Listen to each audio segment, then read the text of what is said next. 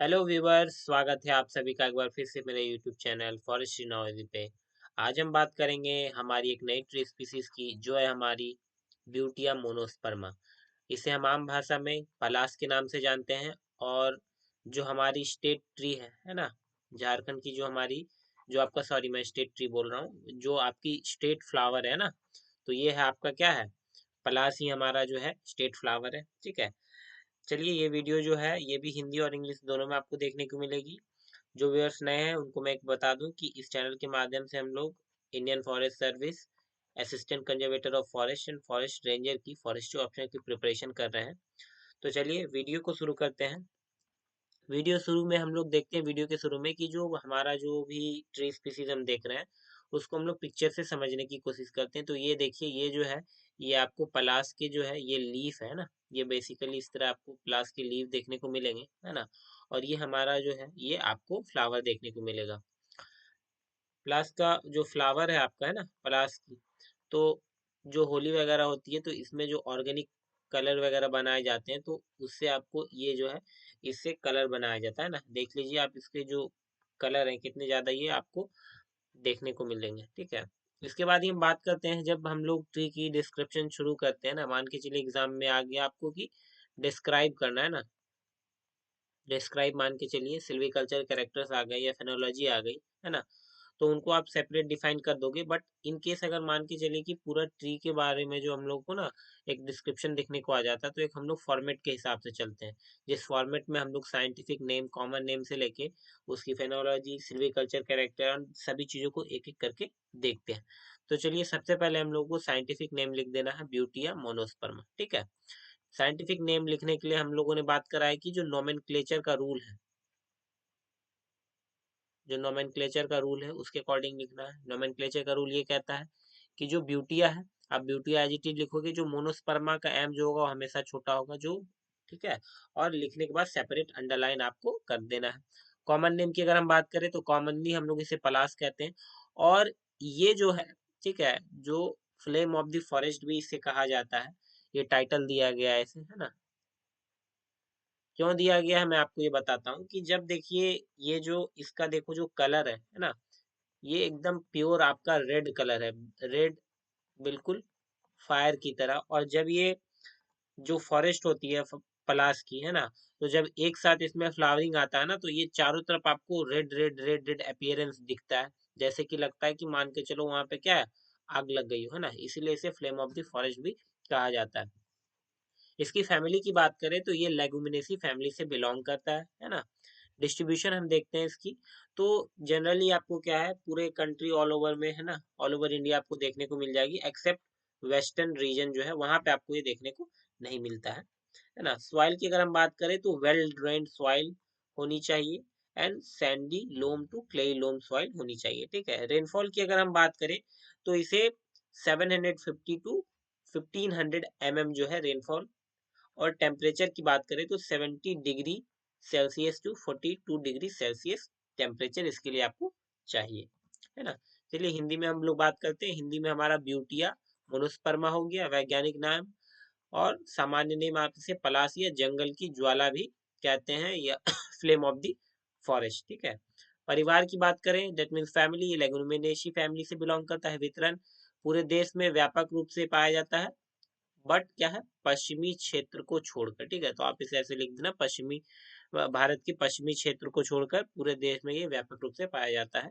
मिट्टी की बात करें तो अच्छी तरह से ये निकासी वाले मिट्टी पे, है ना, इसी के साथ बलुई दोमट से चिकनी दोमट मिट्टी पे आपको देखने को मिल जाता है। वर्षा की बात करें तो 750 से 1500 मिलीमीटर, और तापमान यहाँ पे आपको 70 डिग्री टू 42 डिग्री देखने को मिलेगी। फेनोलॉजी की अगर हम बात करते हैं, जो पलाश की फेनोलॉजी, तो फेनोलॉजी में क्या है कि जो हम लोग उसमें फ्लावरिंग कब हो रहा है, लीफ फॉल कब हो रहा है, लीफ रिन्यूअल कब हो रही है, फ्रूटिंग कब हो रही है, ये सभी चीज पे बात करते हैं। तो देखिए सबसे पहले क्या है, जो पलाश है वो हमारा एक डेसिडुअस ट्री है ना, मॉडरेट डेसिडुअस ट्री है। डेट मीन्स की इसकी जो हाइट होगी, है ना, जो हाइट होगी इसको आपको मीडियम साइज में देखने को मिल जाता है। डेसिडुअस ट्री ये है। डेसिडुअस का मतलब क्या है कि आपको ये लीव जो है ना, साल में किसी एक पार्टिकुलर टाइम, ठीक है, पार्टिकुलर, पार्टिकुलर टाइम क्या है, ये आपको कम्प्लीटली लीफलेस देखने को मिल जाएगा। ठीक है, एवरग्रीन ट्री के केस में क्या है कि आप साल में कभी भी जाओ, वो कभी भी कम्प्लीटली लीफलेस आपको नहीं देखने को मिलता है। फ्लावरिंग की बात करें तो ये जनवरी से अप्रैल के मंथ में आपको इसको फ्लावरिंग देखने को मिल जाती है। ठीक है, इसीलिए यही रीजन है कि जो होली होती है हमारी, है ना, तो होली में क्या होते हैं कि जो जनरली इससे ऑर्गेनिक, है ना, कलर्स बनाए जाते हैं। पानी में इसे क्या किया जाता है कि रात भर 1-2 दिन इसको फूलने दे दिया जाता है सोक करने के लिए। उसके बाद क्या होता है, उससे लोग जो है कलर बना लेते हैं ना, तो वो क्या होता है, एक हेल्दी कलर होता है, ऑर्गेनिक कलर होता है। इसके साथ ही साथ हम फ्रूटिंग की बात करें तो इसका फ्रूटिंग आपको मई से जून को महीने में देखने को मिलती है ना। लीफ फॉल की अगर हम बात करें तो नवंबर से दिसंबर में इसमें लीफ फॉल होता है ना, ठंडे के टाइम पे। और लीफ रिन्यूअल की अगर हम बात करें तो अप्रैल के मंथ में आपको नए फ्लश फ्लशिंग शूट्स जो होते हैं ना, ये आपको देखने को मिल जाएगा ना। ये हिंदी के लिए। फेनोलॉजी में ये देखिए, मध्यम पर्णपाती वृक्ष है ना, फूल का आना जनवरी से अप्रैल, फल का आना मई से जून, पत्तों का गिरना नवंबर से दिसंबर और पत्तों का नवीनीकरण आपको अप्रैल में देखने को मिल जाता है। चलिए, अब हम बात करते हैं सिल्वीकल्चर कैरेक्टर। तो सिल्वीकल्चर कैरेक्टर में बेसिकली हम लोग देखते हैं कि लाइट के प्रति उसका क्या रिएक्शन है, फ्रॉस्ट के प्रति, है ना, ड्राउट के प्रति। तो सबसे पहले तो बात करें कि लाइट के केस में ये क्या है, लाइट डिमांडर है। लाइट डिमांडर दैट मीन्स कि फॉर इट्स इनिशियल जो है ना, जो आपकी इनिशियल इसकी जो ग्रोथ है ना, इस टाइम पीरियड पे क्या होता है, इसको काफी ज्यादा लाइट की जरूरत पड़ती है ना, लाइट डिमांडिंग स्पीसीज है। फ्रॉस्ट हार्डी दैट मीन्स कि अगर पाला वगैरह भी पड़ रहा है, फ्रॉस्ट है ना। फ्रॉस्ट कब अगर होता है तो देखिए, जब हमारा जो एटमोस्फेरिक टेम्परेचर होता है ना, जो एटमोस्फेरिक टेम्परेचर होता है वो क्या हो जाता है, जब below, sorry, FREEZING, freezing point हो जाता है, तो क्या है, फ्रॉस्ट की कंडीशन आपको देखने को मिलती है। बट जो प्लास है हमारा, वो फ्रॉस्ट हार्डी स्पीसीज है। डेट मीन्स क्या, ये फ्रॉस्ट को झेल पाता है ना, उसके प्रति ये रेजिस्टेंट वैरायटी है। ठीक है, इसके बाद हम बात करें ड्राउट की, तो ये भी ड्राउट रेजिस्टेंट है ना, सूखा जो है इसमें सूखा के प्रति प्रतिरोधक क्षमता होती है। Not susceptible to browsing. अब देखिए क्या है ना, जनरली जो प्लास क्या होती है, पलाश जो है, इसमें ब्राउजिंग का इशू आपको देखने को नहीं मिलता है ना। देखिए, ब्राउजिंग और ग्रेजिंग ये दो चीज है, दोनों के बीच में डिफरेंस मैंने अपने हर एक वीडियो में लगभग लगभग बताया है ना। ब्राउजिंग क्या होता है कि ब्राउजिंग आपको जनरली गोट, शिप, है ना, ये सब में देखने को मिलते हैं। ऐसे आपके कैटल जो है, जो कि क्या करते हैं, वो हेड को अप करके खाते हैं ना, अपने आगे वाले लिम्स को ऊपर करके, है ना, और हेड को अप करके खाते हैं, उसे ब्राउजिंग कहते हैं। और ग्रेजिंग क्या है, जो अपने हेड डाउन करके खाते हैं, उसे ग्रेजिंग कहते हैं।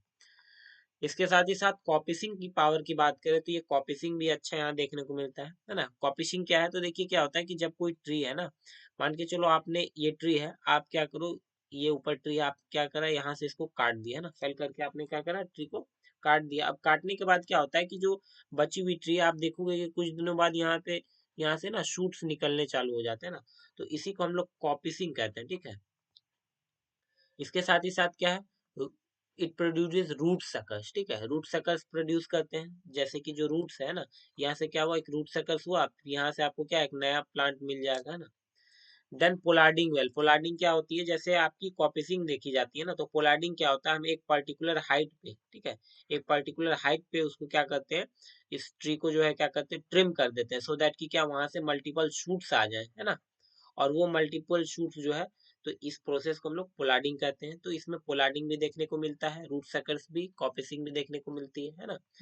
वाणी की विशेषता हिंदी वालों के लिए तो ये क्या है, प्रकाश की आवश्यकता बात करें तो प्रकाश की मांग करने वाला यह वृक्ष है, ठंड प्रतिरोधक क्षमता है, सूखा प्रतिरोधी है, ब्राउजिंग के प्रति संवेदनशील, असंवेदनशील है, sorry, not susceptible to browsing, sorry, मैंने आपने ये आपको यहाँ मैंने नॉट नहीं देखा, यहाँ पे नॉट ससेप्टेबल है। दैट मीन्स कि क्या है कि ब्राउजिंग का केस यहाँ पे आपको देखने को नहीं मिलता है। ठीक है, मैंने यहाँ आपको ससेप्टेबल टू ब्राउजिंग बता दिया था, तो ये नॉट ससेप्टेबल टू ब्राउजिंग है। ठीक है, इसको आप ध्यान में रख लेना।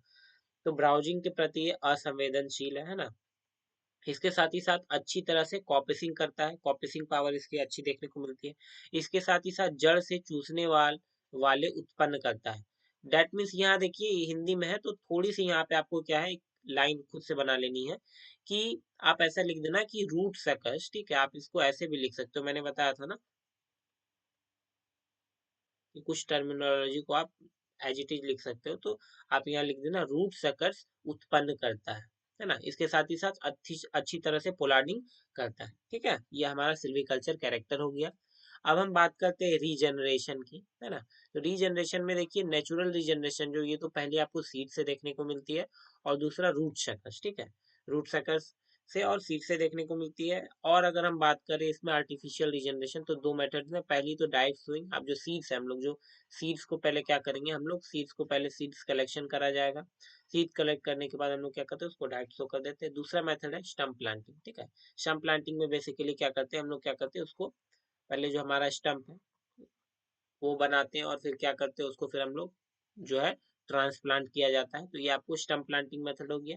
पुनर्जनन में हम देखिए हिंदी में पुनर्जनन, प्राकृतिक पुनर्जनन आपको क्या है, बीज और जड़ से चूसने वाले के द्वारा, आप यहाँ लिख देना रूट सकल्स द्वारा, ठीक है।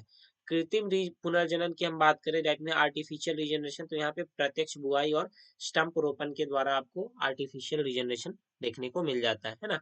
बात करें मैनेजमेंट और सिल्वीकल्चर सिस्टम, तो मैनेजमेंट और सिल्वीकल्चर सिस्टम दैट मीन्स की जो हम लोग ब्यूटिया मोनोस्पर्मा का जो हम लोग फॉरेस्ट है, या आप मान के चलो क्रॉप है, ठीक है, इसको जब हम लोग ग्रो करते हैं तो किस सिल्वीकल्चर सिस्टम के अंदर ग्रो करते हैं, उस किसके अंदर मैनेज करते हैं, तो ये हमारी है कॉपिस मैनेजमेंट, कॉपिस जो हमारा सिस्टम है, ठीक है, coppice system, then selective felling system, और तीसरा हमारा सेल्टर रूट सिस्टम। तो इन तीनों सिस्टम के अंदर हम लोग क्या करते हैं, मैनेज करते हैं, है ना।